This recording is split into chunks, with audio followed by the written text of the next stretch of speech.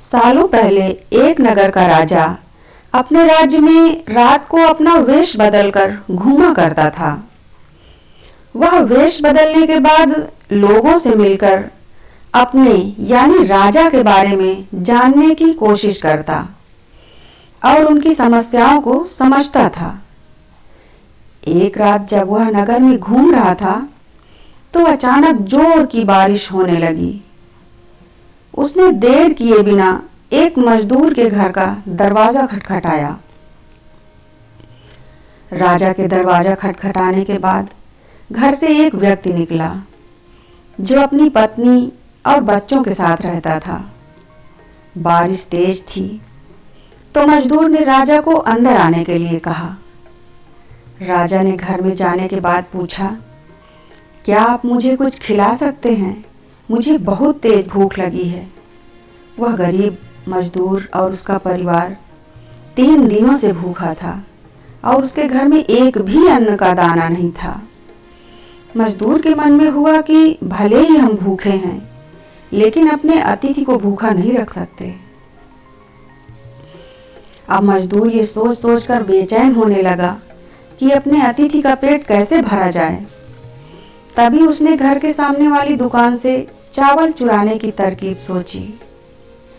उसने सिर्फ अतिथि के लिए ही 2 मुट्ठी चावल लिया और उसे पकाकर राजा को खिला दिया।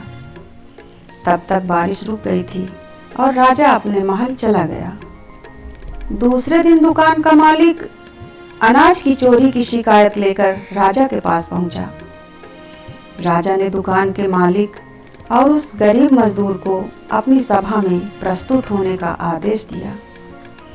सबसे पहले सभा में पहुंचे मजदूर ने राजा के सामने जाकर अपनी चोरी का इल्जाम कबूल कर लिया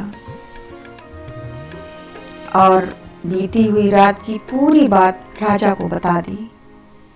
मजदूर ने राजा से कहा कि मैंने चोरी की है लेकिन मेरे परिवार ने उस अनाज का एक निवाला भी नहीं खाया।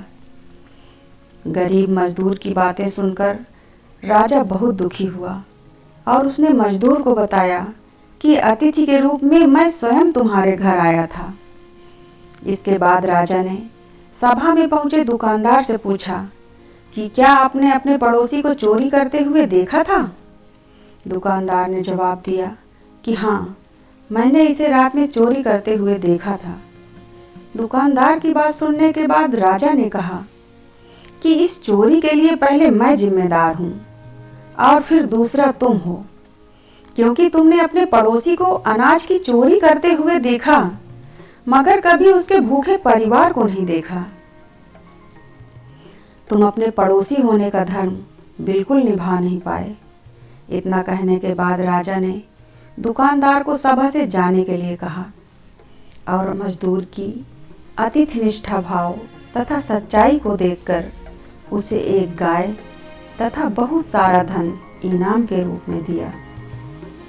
इस कहानी से हमें यह सीख मिलती है कि अगर हमारे आसपास रहने वाले मुसीबत में हों तो हमें उनकी हर संभव मदद जरूर करनी चाहिए।